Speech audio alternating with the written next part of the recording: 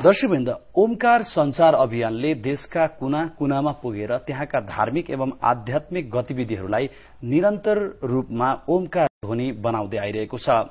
यदि देशका कुनै स्थानमा धार्मिक कार्यक्रमहरू सञ्चालन भइरहेका छन्, कुनै स्थानमा धार्मिक गतिविधिहरू दिव्य रूपमा सञ्चालन भइरहेका छन्, त्यति मात्र होइन, कतिपय ओझेलमा परेका धार्मिक महत्वपूर्ण तीर्थस्थलहरू छन् यदि भने ओमकार ध्वनि उक्त स्थानमा पुग्दछ र त्यहाँका धार्मिक एवं आध्यात्मिक विषयहरूलाई निरन्तर रूपमा ओमकार ध्वनि बनाउँदै यसै गरी विगतका केही वर्षदेखि नै विभिन्न संचार माध्यमहरूबाट प्रस्तुत गर्दै आइरहेको छ र अहिले हिमालय टेलिभिजनको माध्यमबाट विभिन्न देशका विभिन्न क्षेत्रमा भएका यी धार्मिक गतिविधिहरूलाई निरन्तर ओमकार ध्वनि बनाएर जोडिरहेका छौं।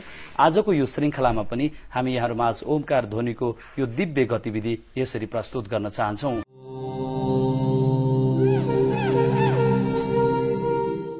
धार्मिक मूल्य र मान्यतामा लामो इतिहास बोकेको नेपालमा 85% नेपालीहरू वैदिक सनातन हिन्दू धर्म, धार्मिक मूल्य मान्यता, संस्कृति र संस्कारमा ठूलो आस्था र विश्वास राख्दछन्। अनेकौं पवित्रतम तीर्थ, नदी, पर्वत र हिम श्रृंखलाहरूले भरिभराउ यो नेपाल भूमिमा ऋषि मुनिहरूले अनन्त कालसम्म तपस्या, योग, साधना, भगवत पूजन र समाधि स्थल बनाएर पवित्र तुल्याएका थिए यो धरतीमा। त्यस्तै योग, साधना र तपस्याका लागि सिद्ध पीठहरूको रूपमा रहेको पवित्र तीर्थस्थलहरू मध्ये धवलागिरी अञ्चलमा पर्ने विभिन्न शक्ति पीठहरूमा पर्वत जिल्लाको गुप्तेश्वर, बागलुङ जिल्लाको बागलुङ कालिका देवी भगवती, मुस्ताङ जिल्लाको मुक्तिनाथ धाम र म्याग्दी जिल्लाको गलेश्वर धामलाई प्रमुख शक्तिपीठहरूको रूपमा लिइने गरिन्छ। धवलागिरी अञ्चलका विभिन्न शक्तिपीठहरूमध्ये गलेश्वर धाम रहु नदी र काली गण्डकीको पवित्र संगममा नौरोपनी क्षेत्रफलमा फैलिएको एउटै विशाल चक्रशिलामाथि अवस्थित रहेको छ। हामीले आज उनी गलेश्वर धामको बारेमा दिव्य चर्चा गरिरहेका छौं। पूर्वमा कृष्णा गण्डकी, गायत्री मन्दिर, पश्चिममा कालञ्जर वन, पुलहाश्रम, उत्तरमा सप्त ऋषिहरूको तपोभूमि रिखार, धवलागिरी हिम श्रृंखला र मुक्तिनाथ भगवानको धाम, उत्तरमा सप्त ऋषिहरूको तपोभूमि रिखार, धवलागिरी हिम श्रृंखला र मुक्तिनाथ भगवान, त्यस्तै गरी दक्षिणमा म्याग्दी सदरमुकाम, बेनी बजार र म्याग्दी नदी रहेका छन्। बेनी बजारबाट करिब 3 किलोमिटर उत्तरतर्फ मुक्तिनाथ भगवानको प्रवेशद्वारको रूपमा रहनु भएको गलेश्वर धामलाई मुक्तिद्वारको रूपमा पनि चिन्ने गरिन्छ। नेपाल र भारतको सीमा क्षेत्र र राजधानी काठमाडौँ हुँदै पोखराबाट गाड़ीमा करिब 2 घण्टाको यात्रा गरिसके पश्चात उक्त गलेश्वर धाममा सजिलै जो कोही पनि पुग्न सक्दछन्। श्रीमद् भागवत पुराण अनुसार श्री महादेव भगवानले सतीदेवीलाई बोकेर कृष्णा गण्डकी हुँदै हिमालयतर्फ जाँदा माता सतीदेवीको गला पतन भएको कारणले गलेश्वर धाम रहन गएको जनविश्वास रहेको छ। गलेश्वर धाममा ज्योतिर्लिङ्ग, शालिग्राम, जलकुण्ड, शंख चक्र, नागमणि आदि चक्राकार रूपी चिन्हहरू मानव निर्मित नभई स्वयं बेला बखतमा उत्पन्न भई नित्य सनातन हरिहर स्वरूप भएको कारणले गर्दा उक्त गलेश्वर धामको उत्पत्तिको बारेमा कुनै कालखण्डमा सीमित गर्न मिल्दैन। यो अनादि अनन्त वैदिक सनातन धर्मको धरोहर र राष्ट्रको अमूल्य निधि भएको कारणले गर्दा उक्त क्षेत्रको विकास एवं उक्त क्षेत्रलाई विश्वमै प्रचार गर्नुपर्दछ भनेर हिजो आज उक्त क्षेत्रका भक्तजनहरू अत्यन्त क्रियाशील रहेर गलेश्वर धामको प्रचार प्रसार र विकास गर्न लागि पर्नु भएको छ। श्रीमद् भागवतको पञ्चम खण्डमा उल्लेख भए अनुसार राजा भरतले 3वटै जन्म उक्त स्थानमै लिएको र उक्त स्थानमै तपस्या गरेर मुक्ति हासिल गर्नु भएको दिव्य क्षेत्र गलेश्वर धाम हो। त्यति मात्र होइन, उक्त गलेश्वर धाम क्षेत्रमा अष्टसिद्धि प्राप्त स्वामी गलेश्वर बाबा, जसलाई ईश्वरानन्दको रूपले चिनिन्थ्यो, उहाँले पनि आफ्नो साधना भूमिको रूपमा उक्त गलेश्वर धामलाई नै चुन्नु भएको थियो। राजा, प्रजा तथा विभिन्न कालखण्डका ऋषि महर्षिहरूले तपस्या गरेर तपोभूमिको रूपमा अति पावन मानिएको गलेश्वर धामको धार्मिक एवं अन्य विभिन्न विश्वास एवं मान्यताका कुराहरू पनि विविध प्रकारका रहेका छन्। कोही कसैको आफ्नो शरीरमा भएका रोगहरूको विनाश गर्नु पर्यो यदि भने गलेश्वर धामको दर्शन गर्ने गर्दछन्। कोही कसैका व्यक्तिहरू बेपत्ता भएका छन् भने गलेश्वर धाममा पुगेर दिव्य दर्शन गर्दा ती हराएका व्यक्तिहरू घर फर्केर आएका अनगिन्ती घटनाहरू पनि उक्त स्थानमा रहेको स्थानीयवासीहरू बताउने गर्नुहुन्छ।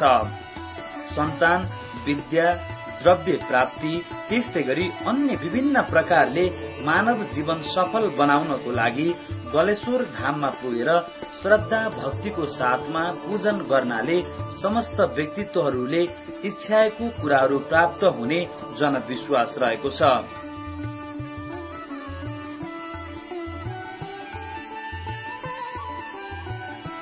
पौराणिक कालदेखि नै गलेश्वर धाममा रोट चढाउने, बाछी, बहर, सुन चाँदीका 108 बेलपत्र जस्ता अन्य विभिन्न पूजा सामग्रीहरूको साथमा गलेश्वर महादेवको दर्शन गर्दा साक्षात मुक्ति प्राप्त हुन्छ भन्ने जनविश्वास रहेको छ। यिनै विभिन्न महत्व र महिमाद्वारा अत्यन्त सजिसजाउ रहेको करिब 9 रोपनी जमिनमै फैलिएको एक चक्र शिलामा अवस्थित दिव्य गलेश्वर धामको विकासको लागि रुद्र बहादुर कार्की केसीज्यूले नेतृत्व गर्नुभएको श्री गलेश्वर शिवालय क्षेत्र विकास कोष नामक एक संस्था 2058 सालदेखि निरन्तर उक्त क्षेत्रमा क्रियाशील रहेको छ।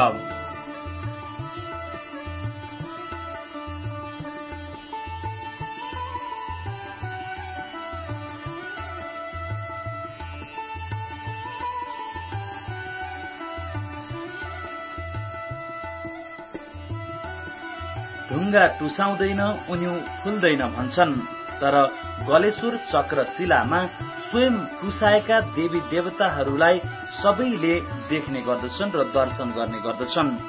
ढुङ्गा माथि ढुङ्गा नै टुसाएर विभिन्न प्रकारका भगवानका आकृति बन्ने जस्ता अलौकिक दिव्य चमत्कारहरू र 9 रोपनीमा फैलिएको चक्रशिलाको माथिल्लो भागमा अवस्थित एक कुण्डमा, जहाँ हिउँदमा पनि पानी नसुक्ने र बर्खायाममा परेको पानी पनि उक्त कुण्डबाट बाहिर नजाने एक अलौकिक दिव्य दृष्टि उक्त स्थानमा देख्न सकिन्छ।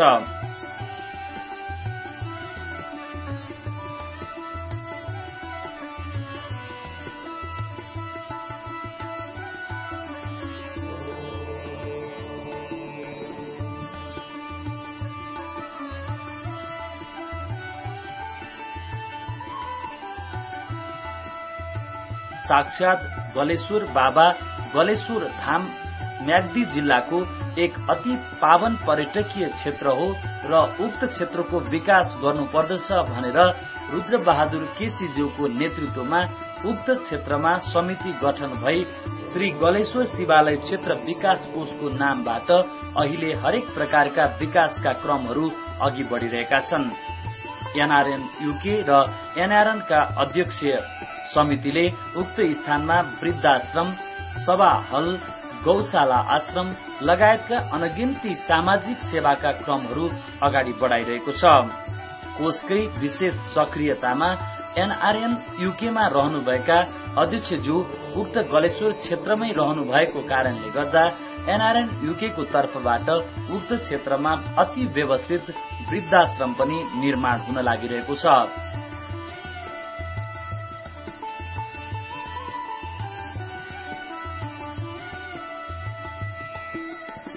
अत्यन्त चमत्कारिक स्थल र चमत्कारिक विविध गतिविधिहरूको दर्शन गर्दै जीवन धन्य बनाउन सबैलाई हार्दिक आह्वान आजको ओमकार ध्वनिको तर्फबाट गर्न चाहन्छौं। जय ओमकार।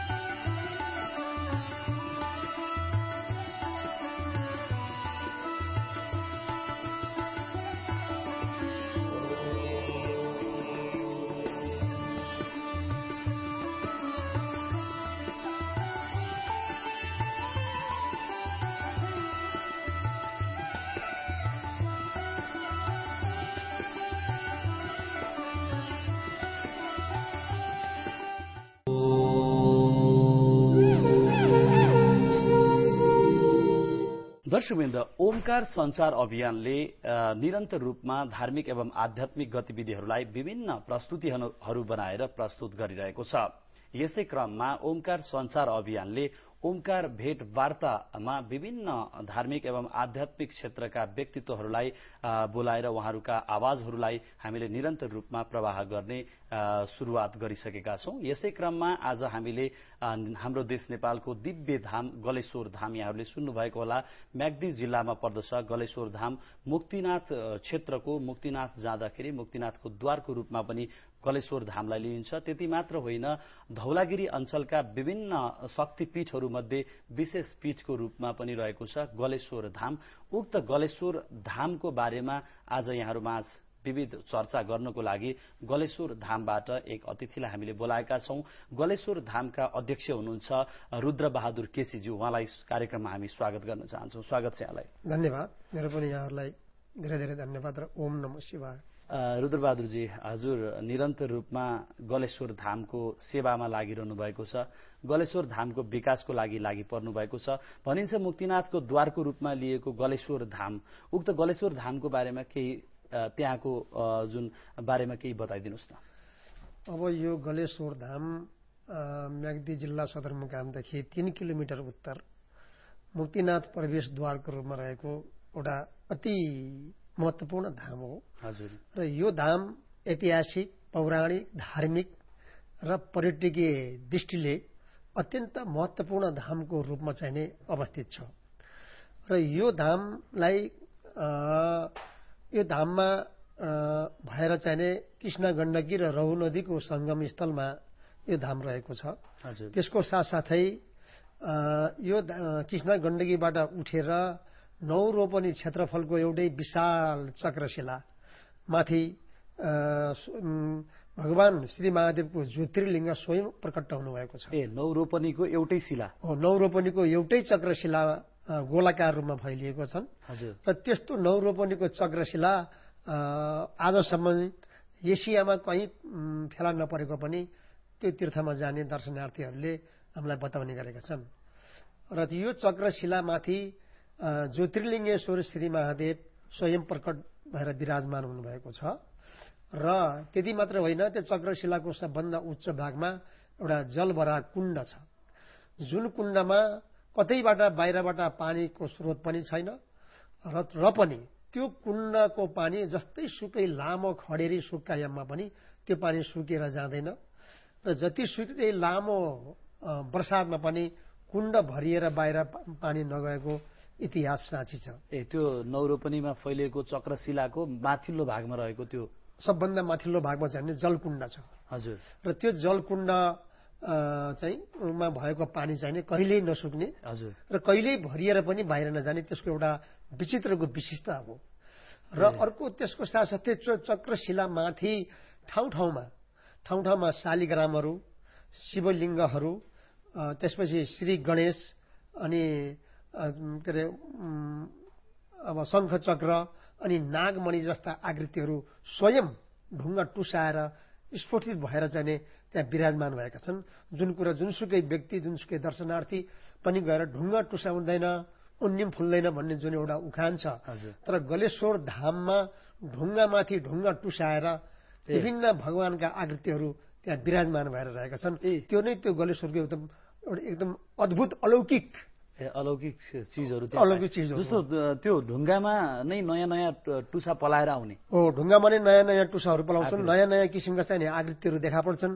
अब भगवानका चाहिने पथ चिन्हहरू, त्यसपछि शङ्खका चिन्हहरू, त्यसपछि गणेशका चिन्हहरू, त्यसपछि चाहिँ नागमणि नागका चिन्हहरू, अनि शालिग्रामहरू, अनि शिवलिङ्गहरू यसरी टुसाएर जाने स्वयं त्यहाँ आफ्नोबाटै टुसाउने गरेका छन्।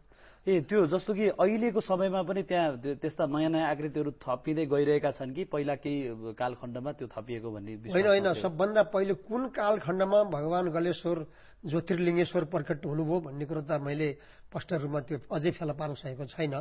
र पनि यो अरू बाँकी र यो जलकुण्ड पनि सँगसँगै भगवानको चाहिने नाभि पनि जलकुण्डलाई नाभि भनेर पनि भनिन्छ। र त्यो पछाडि आएका जुन शालिग्रामहरू, शङ्ख चक्र हुन्, ती जाने नागमणिहरू हुन्, यिनी चाहिँ 20-25 वर्ष यता चाहिँ त्यहाँ चाहिँ त्यसरी टुसाएर आएका छन्। त्यहाँ पहिलेदेखि आएको होइनन्। अहिले पनि त्यो क्रम जारी छ, अहिले पनि टुसाउने क्रम जारी छ। यो सम्पूर्ण दर्शकहरू यहाँहरू त्यहाँ गएर देख्नुभयो भने, प्रत्यक्ष देख्नुभयो भने यहाँहरूलाई पुरा विश्वास। यस्तो जस्तो कार्कीजी जुन दिव्य क्षेत्र छ त्यहाँको विकासमा निरन्तर लाग्नु भएको छ र त्यो क्षेत्र जुन एउटै शिलामा नौरोपनीको एउटै शिलामा यस्ता अद्भुत दृश्यहरू त्यहाँ चाहिँ बेला बखतमा हुन्छन्, त्यो धामलाई गलेश्वर धाम चाहिँ किन भनिएको छ? अब यो धामलाई गलेश्वर धाम भन्नुको कारण के नि, जुन बेला महादेवकी अर्धाङ्गिनी सती देवीले आफ्नो पिताको यज्ञ कुण्डमा चाहिने आफूलाई चाहिने गरिन्, होमिन्, त्यो लासलाई जति बेला महादेवले लासलाई बोके सतीदेवीको चाहिने शरीरलाई, पार्थिव शरीरलाई बोकेर विश्व भ्रमण गर्दै गर्दा र यो काली गण्डकी पनि त्यही नदी त्यही ठाउँ भएर बग्ने हुँदा काली गण्डकीको तिरैतिर हिमालयतर्फ महादेव जाँदै गर्दा त्यो ठाउँमा पुग्ने बेला सतीदेवीको गला पतन भयो। र गलेश्वर धामलाई नीलकण्ठ पनि भनिन्छ। र त्यो नीलकण्ठ, सतीदेवीको नीलकण्ठ गलेश्वरमा पतन भएपछि श्री महादेव त्यहाँ शिवजी प्रकट हुनुभयो र शिवशक्ति स्वरूपले रहनुभयो। त्यस कारणले गलेश्वरलाई धामलाई गलेश्वर भन्ने गरिएको हो। र त्यसको लगत्तै त्यहाँ गालव ऋषिले पनि भगवान शिवजीको तपस्या गरेर बस्नु भएको हुनाले त्यसलाई जाने थप गलेश्वर भन्ने नाम पुष्टि यसरी रहन आएको कुरा रहन गएको कुरा म यहाँलाई गलेश्वर धाम भनेर भनिन्छ। त्यसै कारणले गर्दा अनि जस्तो उक्त क्षेत्रमा जुन गलेश्वर धाममा दर्शन गर्दाखेरि मानिसहरूले के कस्तो जुन एउटा विश्वास राख्ने गरेका छन्, के छ त्यहाँको? त्यो त अत्यन्तै ठुलो मान्यता र विश्वास छ त्यसको। किनभने अब त्यो गलेश्वर धाममा संसारकै अति उत्तम र पवित्र धाम कसरी प्रमाणित हुन्छ भने कि ऋषभ देवका जाने ज्येष्ठ पुत्र भरत राजा भारतवर्षको करोडौं वर्ष राज्य गरिसकेपछि त्यसको आफ्नो जाने जीवनको उत्तरार्धमा संसारको सबभन्दा पवित्र पुण्य भूमिमा गएर आफ्नो तपस्या गरेर बस्ने इच्छाले उहाँ चाहिँ यो उत्तराखण्डमा हिमालयतर्फ जाँदै गर्दा अब हुन त भारतमा धेरै ठुल्ठुला तीर्थहरू छन्, त्यो हुँदाहुँदै पनि उत्तरतर्फ जाँदै गर्दा यही गलेश्वर धाम नै संसारको चाहिँ अत्यन्त अलौकिक र अत्यन्तै दिव्य धाम भएको हुनाले राजा भरतले त्यहाँ तपस्या गरेर बस्नुभयो। त्यसपछि राजा भरतले तपस्या गरेको र विभिन्न ऋषिमुनिले तपस्या गरेको ठाउँ त्यो चाहिँ अति उत्तम र उहाँले एउटा मुक्ति पाउनको निमित्त, मोक्ष पाउनको निमित्त त्यहाँ तपस्या गरेर उहाँले मोक्ष प्राप्ति गर्नुभयो। त्यो त भनौँ अब एउटा पौराणिक कालको कुरा भयो। अब पछिल्ला दिनहरूमा पनि गलेश्वर धाममा जसले जुन मनोकामना गरेर त्यहाँ पूजा अर्चना यज्ञ इत्यादि गर्छ उनीहरूको सबैको चाहिने मनोकामना पूरा भएका धेरै प्रमाणहरू अनगिन्ती प्रमाणहरू छन्। त्यो जस्तो एउटा भनौँ अब कसैलाई छोरा भएन, गलेश्वर धाममा गएर पूजा आजा अर्चना गर्यो भने त्यहाँ छोरा भएको, कसैले सन्तानै निसन्तान छन् ल सन्तान भएका, र कसैको चाहिने अब म तपाईँलाई भनौँ एकजना रत्नबहादुर मल्ल गलेश्वर धामदेखि नजिकको मान्छेको छोरा 25 वर्षसम्म विदेशमा चाहिने हराएर चाहिँ नफर्केपछि उहाँले गलेश्वरमा त्यति बेला चाहिँ खरको सानो छाप्रो थियो अरे मन्दिर, र यो चाहिँ मेरो छोरा विदेशबाट फर्कियोस्, घर फर्कोस् र मैले यो ढुङ्गाको मन्दिर बनाउँछु, पक्की मन्दिर बनाउँछु भने उहाँले भाकल गर्नुभयो। त्यसरी भाकल गरेपछि उहाँको छोरा चाहिने त्यो भाकल गरेको 6 महिनाभित्र चाहिने घर फर्केर आउनुभयो 25 वर्षपछि। त्यसो भएको हुनाले त्यो चाहिने यहाँ कसैलाई रोग निवारणको निम्ति पनि तपाईँको चाहिँ हरेक जसले जुन मनोकामना होइन जुन मनोकामना लिएर त्यहाँ पूजा आजा गर्छ उनीहरूको मनोकामना पुरा भएको छ एकातिर। अर्कोतिर म आफै भनौँ मैले 2067 सालदेखि अहिलेसम्म लगातार त्यहाँको चाहिने काममा भगवानको सेवा गर्नेमा मलाई मौका भगवानबाट कृपा भएको छ। र त्यहाँ जुन जुन कुराको अभाव छ नि, जुन जुन कुराको अभाव छ यो अभावलाई कसले पूर्ति गरिदेला भनेर जब मैले कल्पना गर्छु मन्दिरमा गएर, जस्तो कसै पुजारी आवास छैन, त्यस्तै अर्को चाहिँ होमन कुण्ड रथालिङ्गै छ, कुनै एउटा देवी देवताको मन्दिर जीर्ण भएको छ। अब राज्यले पनि त्यति त्यहाँ अहिलेसम्म नहेरेको र कसले गर्देला भन्न चाहिँ मैले 5-7 दिन त्यो चिन्तन गर्यो, कहाँबाट पैसा ल्याउने भन्यो भने तत्कालै त्यसको केही दिनपछि चाहिँ त्यहाँ दाता मैले फेला पारेको छु। र गलेश्वर धाममा अहिलेसम्म जति पनि काम भएका छन् सम्पूर्ण काम चाहिँ व्यक्तिगत दाताहरूबाट पनि त्यहाँका कामहरू सम्पन्न भएका छन्। जुन मूल मन्दिर बनेको छ त्यो करिब 20 लाखको लागतमा, त्यो पनि हाम्रो पहिली म्याग्दी जिल्लाकै अहिले जाने काठमाडौँ ताजहलमा एउटा समाजसेवी अथवा चाहिँ एउटा कन्स्ट्रक्सनको चाहिँ ठेकेदार व्यवसायी हुनुहुन्छ उहाँ राधाकृष्ण शर्मा, उहाँले चाहिँ आफ्नो व्यक्तिगत पैसाले 20 लाखमा मन्दिर बनाइदिनु भयो। त्यस्तै त्यहाँ जाने अब भनौँ न एक रुपियाँदेखि 20 लाखसम्म सहयोग गरेर त्यहाँ त्यो क्षेत्रको विकास हुने सहयोग गर्ने प्रशस्त दाताहरू विभिन्न क्षेत्रबाट दाताहरूले जाने सहयोग गर्नुभएको छ।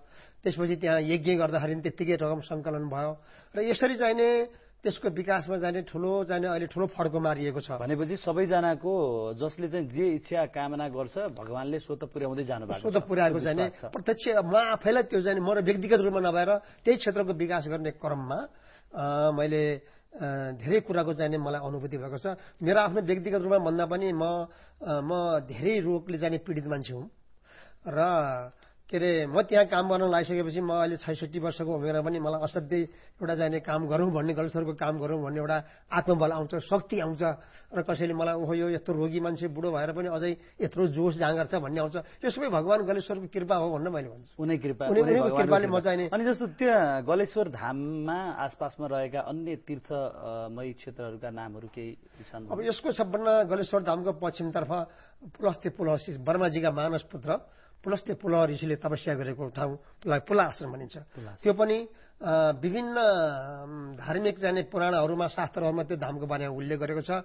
त्यो धाम चाहिने पुलस्ते पुलह ऋषि तपाईँको चाहिने रावणका लङ्केश्वर रावणका बाजे त्यहीँ तपस्या गर्दा गर्दै रावण पनि त्यही ठाउँमा जन्मिएको हुन् भन्ने किम्वदन्तीहरू प्रशस्तै पाइन्छन्। र त्यसको साथसाथै त्यसको चाहिने उत्तर पूर्व कोणमा जाने एउटा गायत्री मन्दिर छ। त्यो गायत्री मन्दिरमा गलेश्वर बाबा जुन अहिले देवघाटमा गलेश्वर बाबा आश्रम भनेर एउटा नामुत रूपमा चर्चित छ, त्यो गलेश्वर बाबाको खास नाम के हो? स्वामी ईश्वरानन्द। स्वामी ईश्वरानन्दले गलेश्वरमा चाहिने करिब 22-25 वर्षसम्म तपस्या गरेर त्यहाँ अष्टसिद्धि प्राप्त गर्नुभयो र जीवनको उत्तरार्धमा जाने देवघाट धाममा र देवघाटको विकास गर्नुभयो र त्यो गायत्री मन्दिर छ।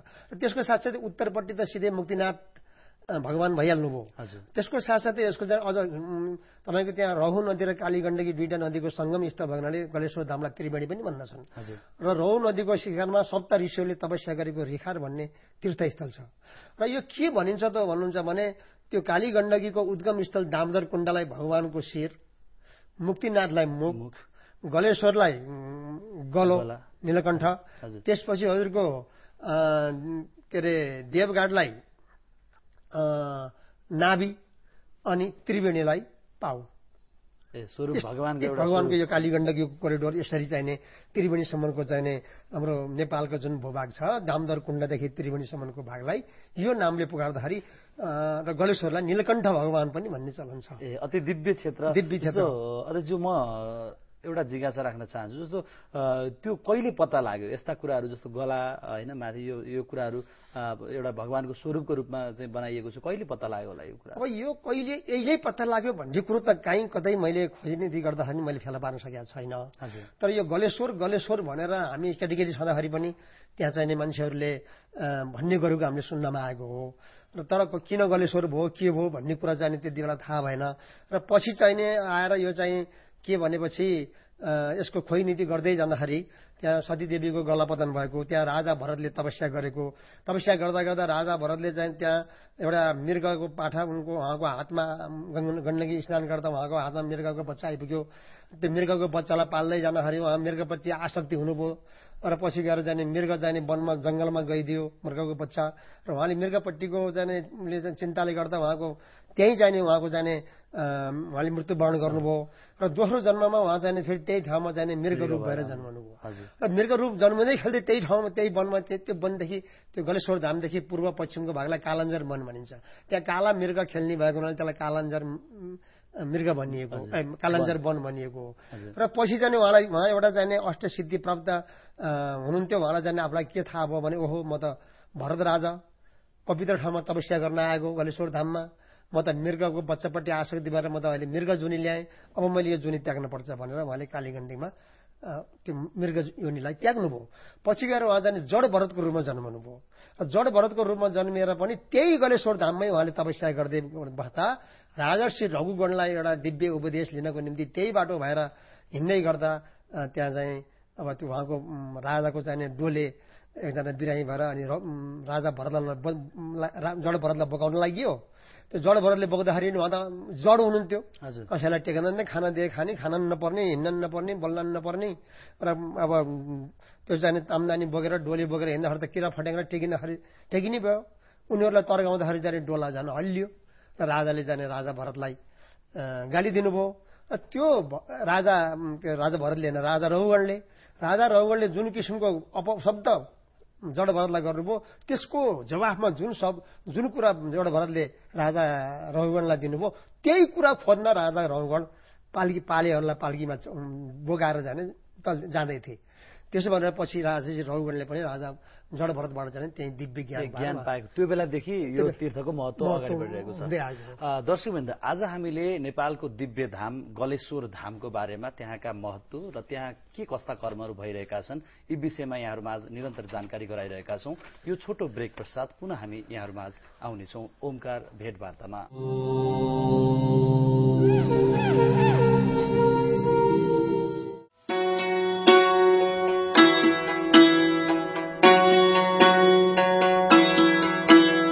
के तपाईँ उमेर ढल्कँदै जाँदा साथी संगतिको भेटघाट एवं परिवारहरूको हेरचाहको अभावमा एक्लोपन महसुस गरिरहनु भएको छ? यदि त्यसो हो भने अब चिन्ता नगर्नुहोस्। वरिष्ठ नागरिकहरूका चिन्ता, निराशपन र एक्लोपन हटाउन सशुल्क सुविधा सम्पन्न आवास सहित विभिन्न कार्यक्रमहरू अगाडि बढाइरहेको छ। इच्छुक महानुभावहरूले सम्पर्क राख्नुहोला। सम्पर्क नम्बर 55 60 951 98 510 27 373।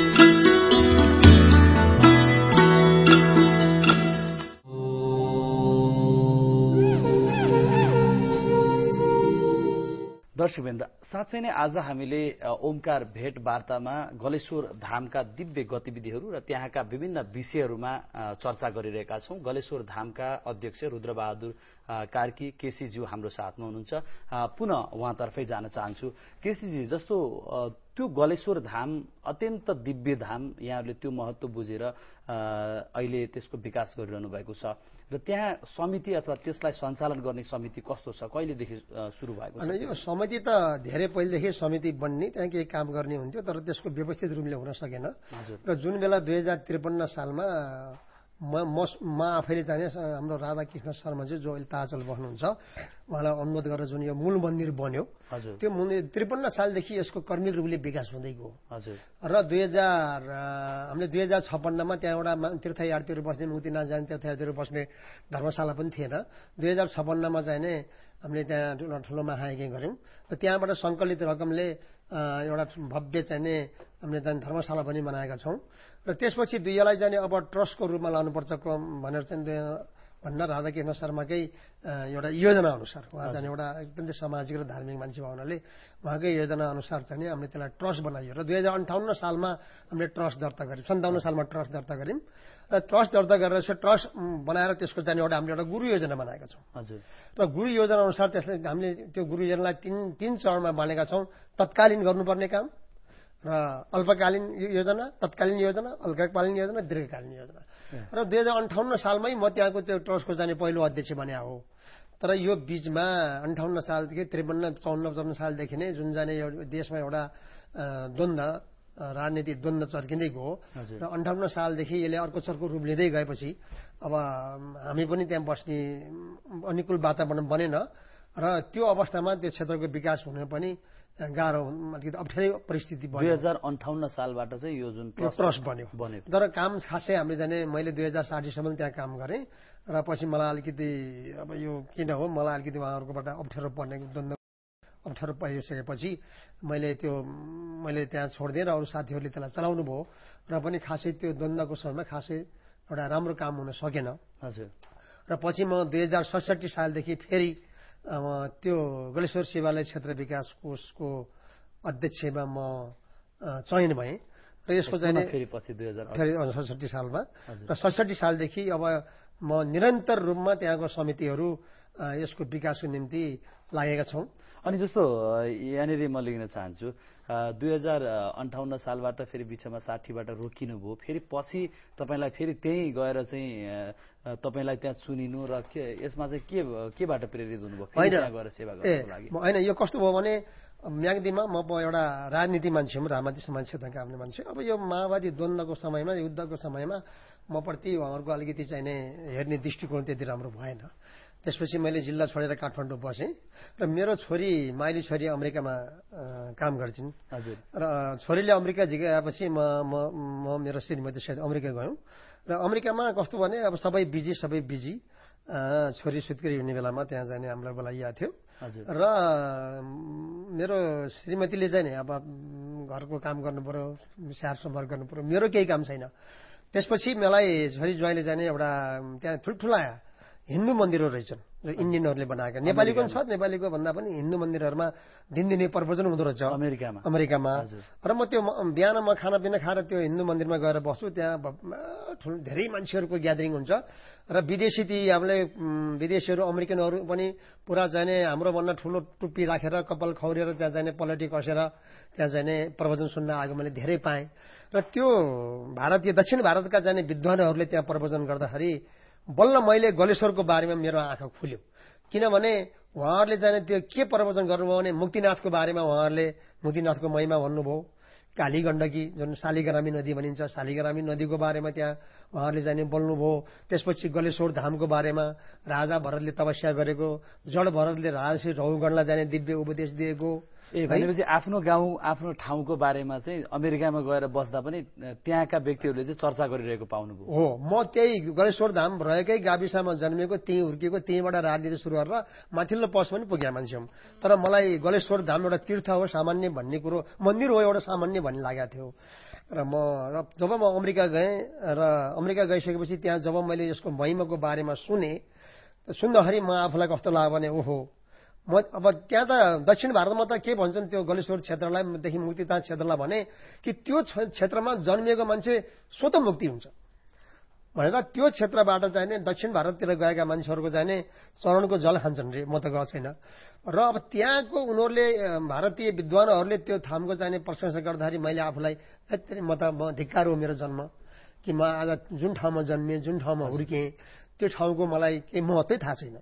आज अमेरिकामा आएर मैले म जन्मिएको ठाउँको त्यो गलेश्वर धामको, मुक्तिनाथको, काली गण्डकीको महिमामा बारे सुन्नु भनेपछि यो पनि एउटा प्रेरणा तपाईँलाई अमेरिकाबाट प्रेरणा मिल्यो। त्यहाँबाट आएर अनि यो निरन्तर त्यहाँबाट आएपछि म कार्कीजी अब हामी कार्यक्रमको अन्त्यतिर पनि आइसकेका छौँ। त्योभन्दा पछाडि जस्तो यहाँले गलेश्वर क्षेत्रमा अहिले सञ्चालित के कस्ता सामाजिक कार्यहरू भइरहेका छन् त्यहाँ, त्यो बारेमा अब मन्दिरको विकास र त्यहाँको पूजामा आज व्यवस्थाको साथसाथै हामीले त्यहाँ एउटा अन्नदान क्षेत्र सञ्चालन गरेका छौँ। अन्नदान क्षेत्रको काम के भने विभिन्न दाता माताहरूले त्यहाँ आएर अन्नदान गर्नुहुन्छ र त्यो अन्न सङ्कलित भएको अन्नदानलाई हामीले चाहिने त्यहाँ मुक्तिनाथ जाने, दामोदर कुण्ड जाने, गलेश्वर धाम जाने जति पनि तीर्थयात्रीलाई निःशुल्क भोजन गराउँछौँ, एउटा कुरा।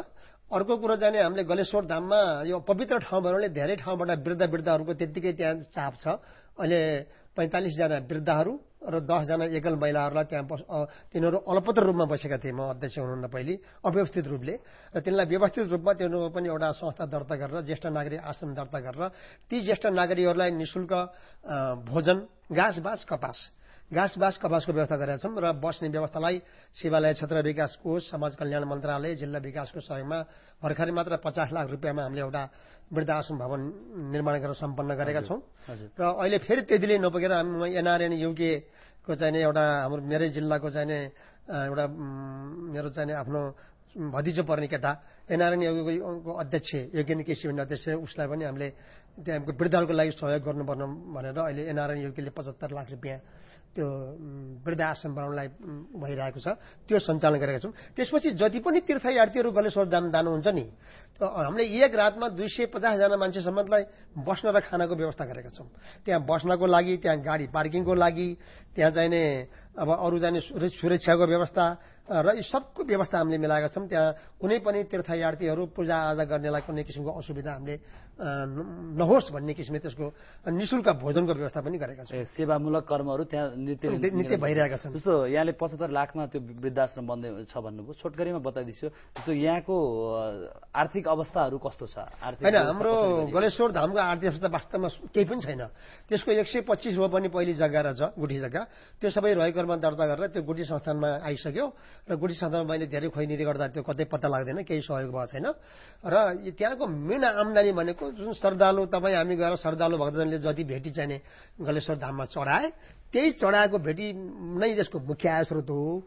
त्यसपछि जति पनि संरचना बनेका छन्, संरचना बनाउने दाताहरूको सहयोग हो। त्यसपछि ठूला संरचना महायज्ञको चाहिने शेष रकमबाट हो।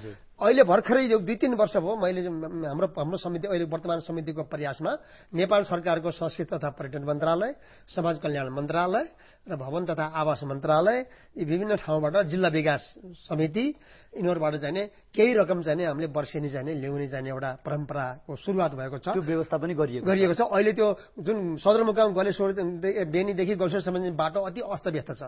त्यो बाटोको लागि त्यो कालोपट्टि गर्नुपर्ने धेरै प्रयास गर्यो। हिजो पनि म त्यही काममा दरबारमा गए र सायद यो आगामी वर्ष 71-72 सालमा त्यो बाटो पिच हुने हामीलाई आश्वासन। निरन्तर त्यसको विकासको विकासमा कार्यक्रम। यहाँलाई धेरै धेरै धन्यवाद दिन चाहन्छु। कार्यक्रमको अन्त्यमा आइसकेका छौँ। हाम्रा दर्शकहरूलाई जुन यहाँले आफ्ना शब्दहरू अथवा के आह्वान गर्न चाहनुहुन्छ, दर्शकहरूलाई के भन्नुहुन्छ? अब यो गलेश्वर धाम चाहिँ अत्यन्तै महत्त्वपूर्ण र एउटा अलौकिक धाम हो र जति पनि दर्शकहरूले चाहिँ आज यो कार्यक्रम सुन्नुभएको छ, म उहाँहरूलाई के अनुरोध गर्न चाहन्छु भने यो शिवलिङ्ग, मैले यो एउटा किताब लेखेको छु गलेश्वर धामको बारेमा जानकारीको निम्ति। यो जुन शिवलिङ्ग मेन कुरो, यो शिवस्वरूपमा आफै प्रकट भएका शिवलिङ्ग हुन् र यिनको दर्शन नगरेसम्म मान्छे जीवनमा मुक्ति पाउन सक्दैन भन्ने गलेश्वर धाम यसको चाहिने मुख्य यसको उद्देश्य छ। र मैले सम्पूर्ण श्रोता र दर्शकहरूलाई के भन्न चाहन्छु भने तपाईँका परिवार, तपाईँका छिमेकी वरपरका सम्पूर्ण महानुभावहरूलाई एकचोटि अवश्य पनि यहाँहरूले मुक्ति पाउनको निमित्त, शिव सानिध्यमा पुग्नको निमित्त, यहाँका सम्पूर्ण पाप कर्महरू नष्ट गर्नको निमित्त र आफ्ना मनोआकांक्षा पूरा गर्नको निमित्त एकचोटि गलेश्वर धाममा आइदिनुहोस् र अरूलाई पनि गलेश्वर धामको बारेमा प्रचार गरिदिनुहोस्। र यो गलेश्वर धाममा पुगिसकेपछि यो एउटा किताब यहाँहरूले लिइदिनुहोस् र यहाँमा गलेश्वर धामको बारेमा सम्पूर्ण कुरा यहाँहरूले ज्ञान पाउनुहुनेछ भन्ने मेरो सम्पूर्ण दर्शकहरूलाई र यो हाम्रो चाहिने आजका हाम्रो चाहिने ओमकारका चाहिँ हाम्रो मुकुन्दजी लगायत यो हिमालय टेलिभिजन समेतलाई हार्दिक धन्यवाद दिँदै म सबैलाई गलेश्वर धामको दर्शन गर्न आह्वान गर्दछु। अमूल्य समय दिनुभयो, धेरै धेरै धन्यवाद। दर्शकवृन्द, साँच्चै नै हाम्रो देश नेपालका विभिन्न धामहरूको महिमा महत्त्व बुझिन सक्नु छ र त्यसलाई बुझ्ने हो यदि भने मानव जीवन साँच्चै नै धन्य हुन्छ। त्यसैले गर्दा ओमकार ध्वनिले यस्ता विभिन्न दिव्य धामहरूका बारेमा समेत ओमकार भेटवार्तामा नयाँ नयाँ क्षेत्रका जानकारीहरू निरन्तर दिँदै जानेछौँ। आजको लागि जुन हामीले गलेश्वर धामको बारेमा केही चर्चा गरेका छौँ र यस्तै गरी यी दिव्य धामहरू यहाँहरूका क्षेत्रमा पनि छन् र यहाँहरूका आवाजहरू पनि यसै गरी प्रवाह गर्न लायक छन् र जसले धर्म, संस्कार र संस्कृतिको साथमा आफ्नो राष्ट्रको गौरव र गरिमालाई उच्च बनाउने छ यदि भने हामीलाई सम्पर्क गर्न सक्नुहुनेछ।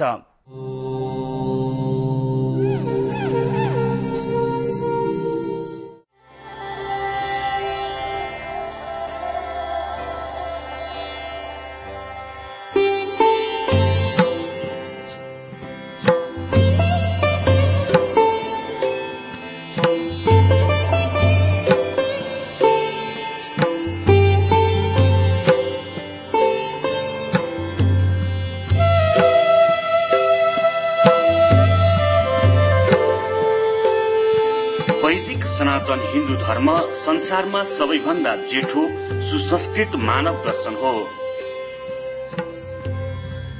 जसको विकास नेपालबाटै भएको पाइन्छ। हाम्रो शास्त्रीय मान्यता अनुसार 33 कोटी देवी देवताले बास गरेको यो पुण्य भूमिमा रहेका धार्मिक, ऐतिहासिक तथा प्राकृतिक क्षेत्रहरू हामी नेपालीहरूको अमूल्य साझा सम्पत्ति हो। हाम्रो देश नेपाललाई सिंगार्ने सुन्दर गहना हो, जसकारण आज नेपाललाई विश्वकै सुन्दर देशको रूपमा अग्र स्थानमा लिइन्छ।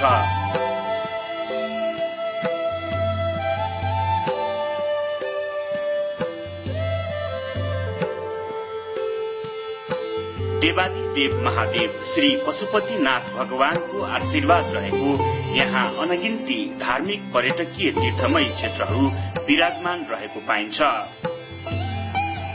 यहाँ प्रकृतिका सुन्दर छटाहरूसँगै भगवानका दिव्य मठ मन्दिरहरू, तीर्थमय धामहरू ऐतिहासिक एवं धार्मिक महिमा सहित अति शोभायमान ढंगबाट विराजित रहेका छन्।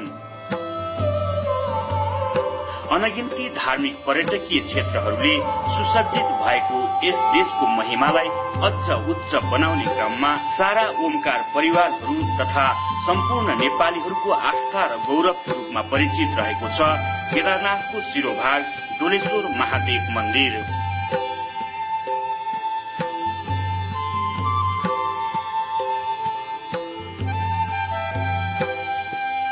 यो मन्दिर भक्तपुर जिल्लाको सूर्यविनायक नगरपालिका सिपाडोलमा अवस्थित रहेको छ।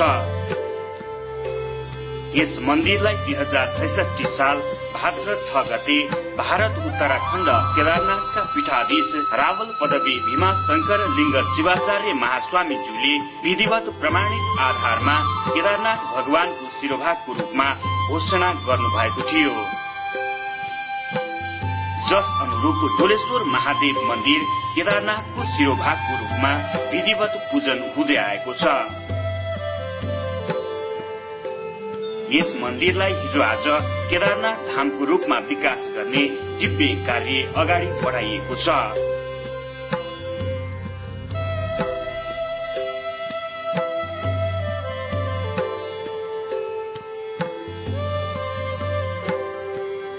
विकासको क्रम अगाडि बढ़िरहँदा 2072 साल वैशाख 12, 13 र 29 गते नेपालमा गएको विनाशकारी महाभूकम्पले यो डोलेश्वरको मूल मन्दिर पनि छेद विच्छेद बनाई भत्कायो।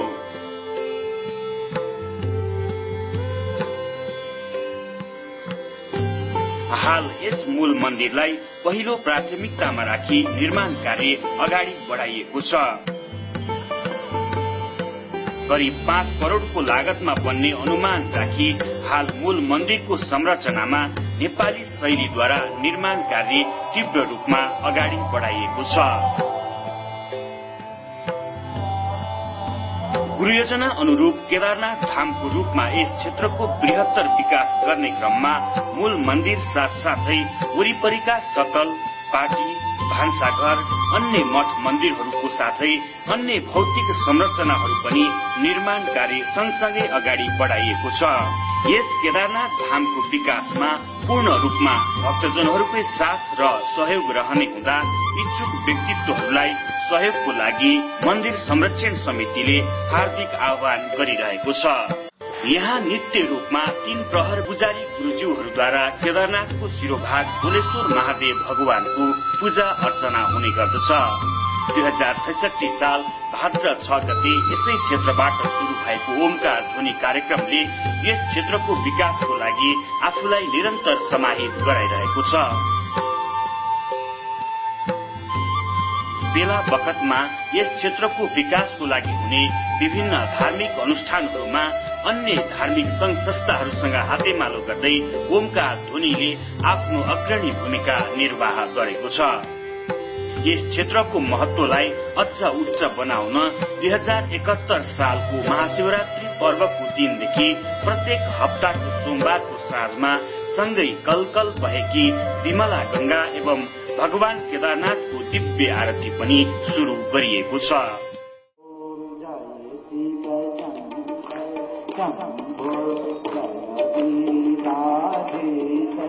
शिव जय गिरिजाधीश जय जय करुणा सागर जय जय करुणा सागर डोलेश्वर जगदीश हर महादेव